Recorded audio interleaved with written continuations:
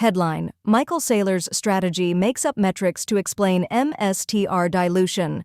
Published at 9:33 p.m. UTC on February 7, 2025.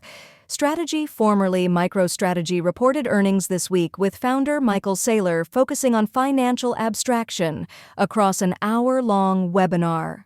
While he provided basic metrics about the company's fourth quarter performance, he focused mostly on renaming shareholder dilution with phrases like BTC gain.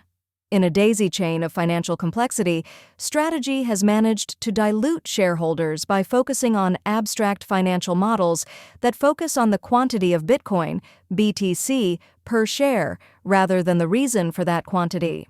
The more time investors spend doing calculations and forecasts, the less time they have left to ponder the source of the data itself.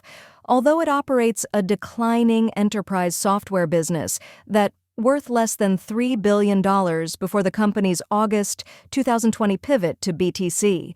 Strategy's $85 billion market cap today almost entirely derives from its $46 billion worth of the world's leading crypto.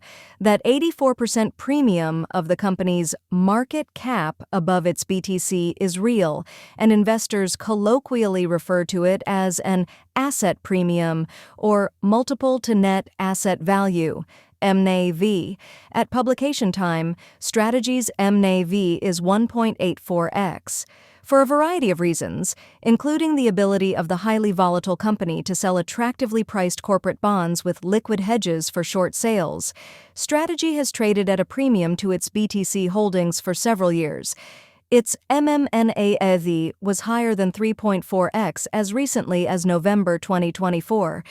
This premium that investors pay for Strategy, shares above its BTC holdings, funds almost everything else that occupies mindshare on Wall Street: accounting models, options pricing, corporate bond yields, share conversions, and key performance indicators, KPIs, like Saylor's newly introduced BTC yield, BTC gain, and BTC dollar gain.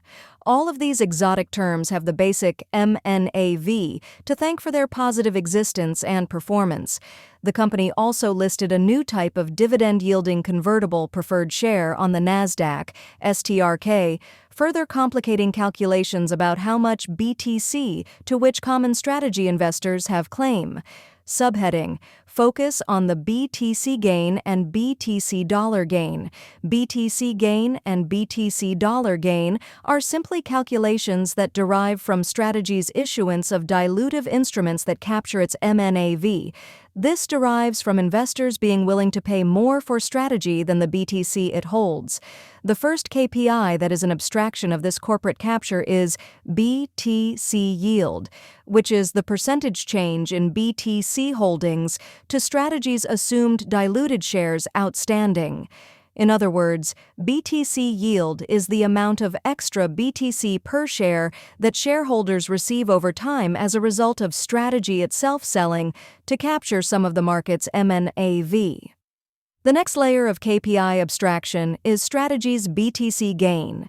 Specifically, for the full year 2024, the company's BTC gain was 140,538.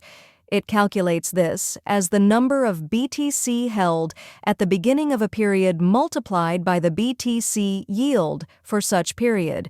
In other words, it is just a mathematical derivative of the above BTC yield. Similarly, the third KPI abstraction, BTC dollar gain, is yet another mathematical derivative of the above BTC yield. BTC dollar gain is the dollar value of the BTC gain multiplied by the market price of Bitcoin. Strategy has forecasted a 2025 full-year BTC dollar gain of $10 billion. With the unveiling of a new name, STRK stock listing, and various KPI metrics that are mostly mathematically interrelated, Saylor is reiterating his multi-decade strength in complex financial abstraction. Dashboards for investors tracking his stock now monitor dozens of figures to make sense of the multiple tiers of equity and valuation metrics that apply to an investment decision in MSTR. This recording is AI generated.